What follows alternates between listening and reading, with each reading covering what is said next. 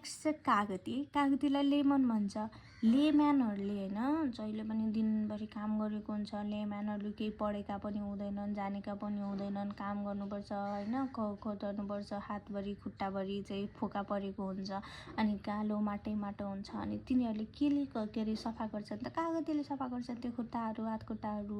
त्यही भएर लेम्यानलाई लेमन चाहिन्छ, कागती चाहिन्छ। अर्को चाहिँ चुकन्दर, बिटरुट।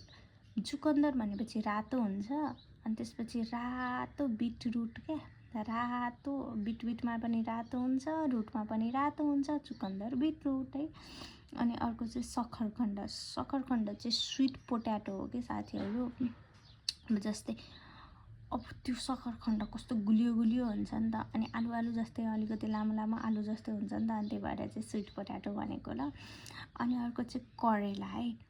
करेला चाहिँ बिटर गोर्ड। करेला नि यस्तो तितो हुन्छ कि, तर त्यो गाड दाइले घरभरि लगाउँछन्। हाम्रो घरमा बस्ने गाड दाइले हाम्रो घरको तलदेखि माथिसम्म झुन्डिरहेको हुन्छ तिते करेला।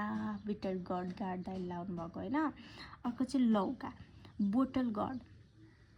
लौका बोतलको पानी भनेर गाड दाइलाई दिएको। लौका बोतलको पानी खा तैँ भनेर गाड दाइलाई दिएको।